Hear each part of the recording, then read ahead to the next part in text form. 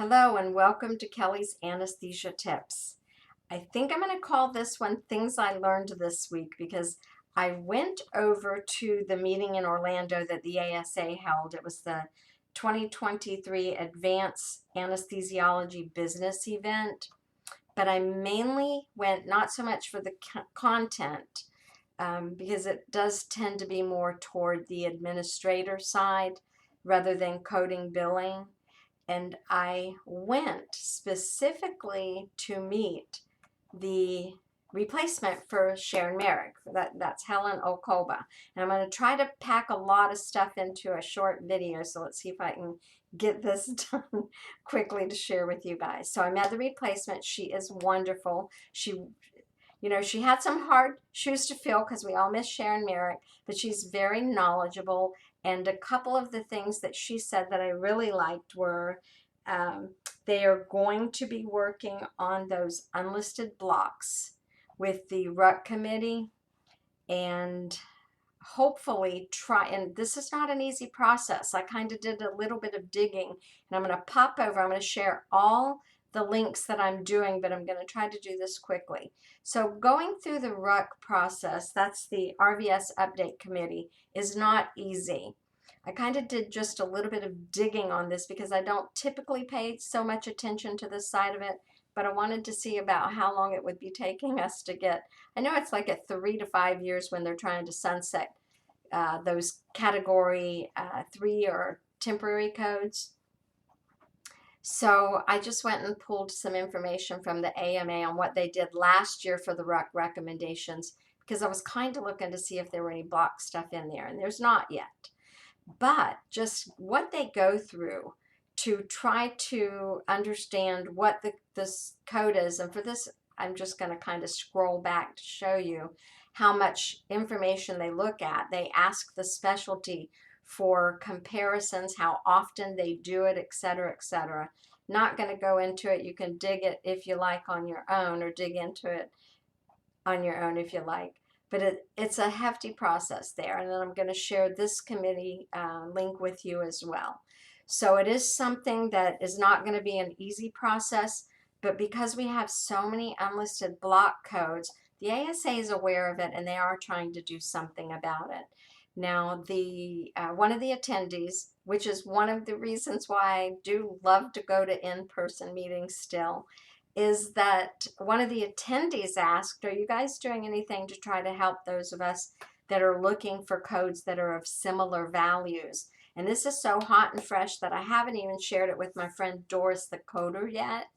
So I'm going to send her a message and let her know about this as well.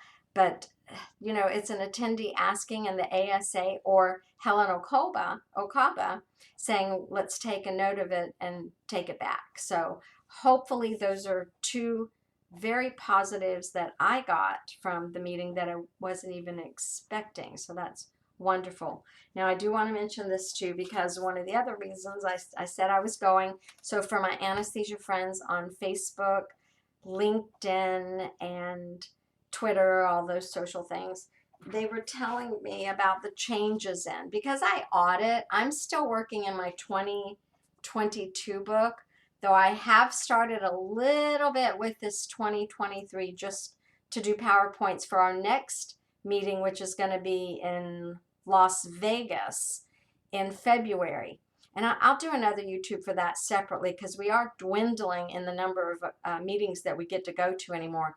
And the February one is the AIABPM. I've done some information on it, but I'll do it again. And that's upcoming. But here we had last year stapled books. This year we have like a binding that doesn't have any staples. And I know coders are already having some of the pages fall out. And then the pages are so slick that you really can't make good notes on them. Let me flip to the back and see how the back note section is. It's still here, so if you had to make some notes on this back page, I know that you can. Another trick I've learned is just like taking my notes that I use over and over again, typing them up and just bringing them from book to book to book. But what the ASA said is they were not aware that the pages are falling out either in this or the crosswalk. So if that's happening to you, please let them know. I spoke with Lisa, Dr. Gall, G-A-L, who's on the economics committee, and Dr. Mike Lewis, who's also on the economics committee. And it wasn't really any of their responsibilities, but they did say that they would take it to the people who do need to know this. So if you're having that same issue, please let the ASA know. They need to know if it's something's not working. Okay, I don't want to close these down because I want to give all these links to you.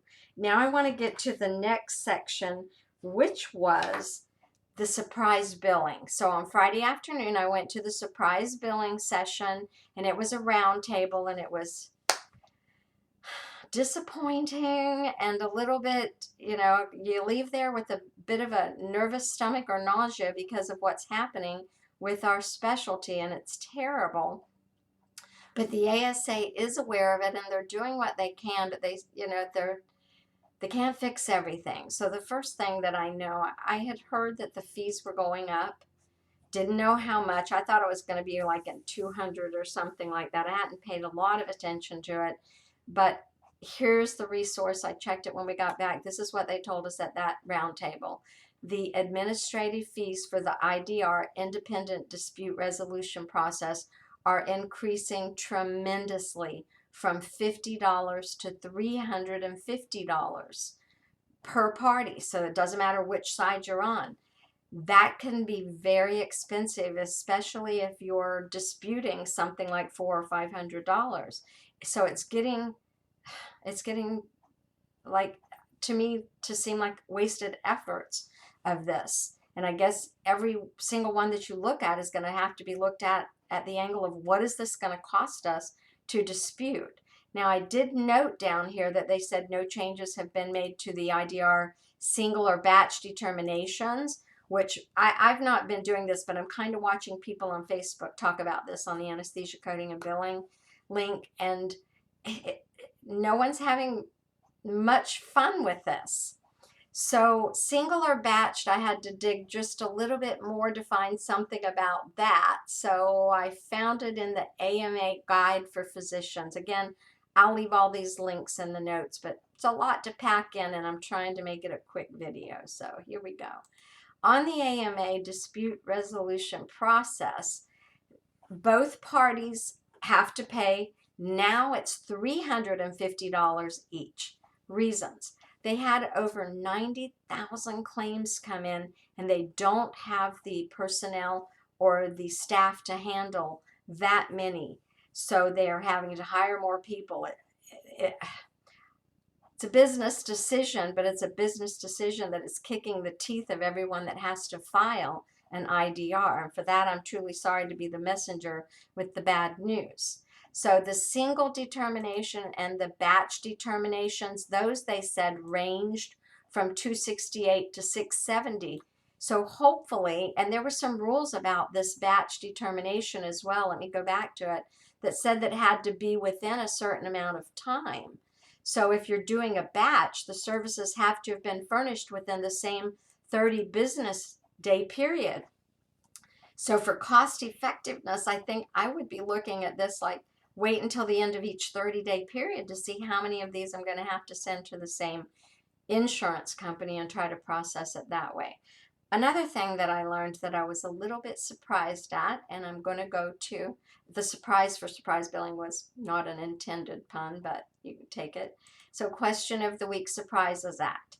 Because what I learned is that they are not using the ASA commercial fee survey. If you don't know what that is, I've done another YouTube on it. You can search for that or ask me and I'll find the link. But what they're using is something called Fair Health.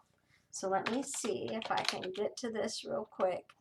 For Fair Health, they're using Fair Health data.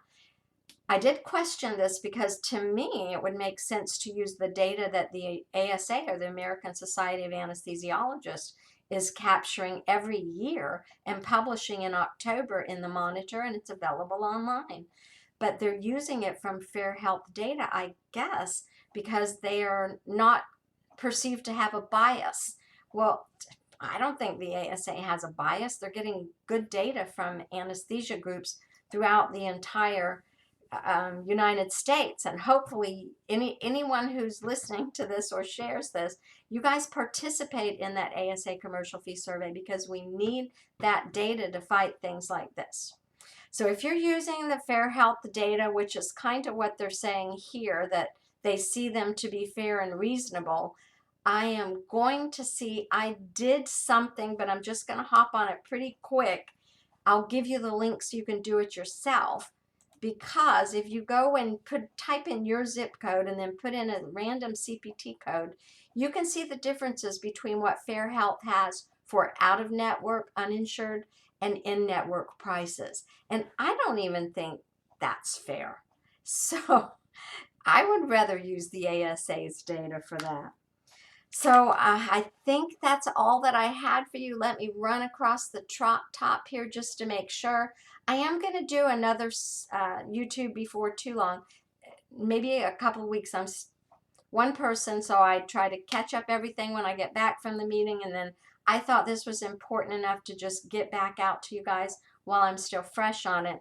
But then we've got another meeting coming up at the end of the month, and I've got that on my website. Links to my website are on here, but this is the last in-person meeting this year. You know, I'm going to show you something. I did this for someone else recently. If you go back to my past speaking engagements and you look back to say, you know, all these years, 2014 back, there were meeting after meeting after meeting, opportunity after opportunity, because there were so many anesthesia meetings we could choose from. There were 4 from Decision Health throughout the United States. They dwindled it to 2. Now it's at 1 and it's virtual. Still a great meeting. So if you can't travel to them, that's the virtual one you want, but it's at the end of the year. We had the AAA through the MGMA. We don't have that anymore. So where do our AAA people go? Saw a lot of them over at that ASA meeting. Didn't get to see everyone that I wanted to see, but you know, we need a place to meet as well, and not with 4 hours of anesthesia. We need full days of it. I mean, it's a lot to take in. Changes, our specialty is just so unique that we cannot go to a national MGMA meeting and pick up all the things that we need for anesthesia. So my point on this was to show you how we've dwindled from meetings that are available to now we've got 2, maybe 3 a year, 1 virtual. The virtual one will be in December. The last national in-person one is coming up in Vegas. And then maybe the ASA will do something about adding coding billing to theirs. That might give us a little bit more opportunity. I'm hopeful that the anesthesia community is going to start maybe trying to pull together and make sure that we still have these opportunities for getting together in person. I was the person that didn't like to ask questions in front of anybody else. I don't mind now, but you know, when I first started, I didn't like to. I would wait until everybody was done and the meeting, you know, was moving to the next room, and then I would be the run up to the front of the room person myself. So you miss that. You miss the networking. You miss being able to ask questions that you really, you know, don't want just one person's opinion on, but you can hear multiple people on. All right, said I was going to make it short. I don't think it was short, but I am going to make sure that every single one of these links that I have across here, I'm going to have for you. If you guys are doing IDRs and you want to share some positives or negatives, I don't mind either. Please feel free, because I have no personal experience with that. You guys know I like to end with this because I truly mean it. Be kind to one another, generous with your knowledge. Thank you to all of you, and don't forget to hit the like and subscribe.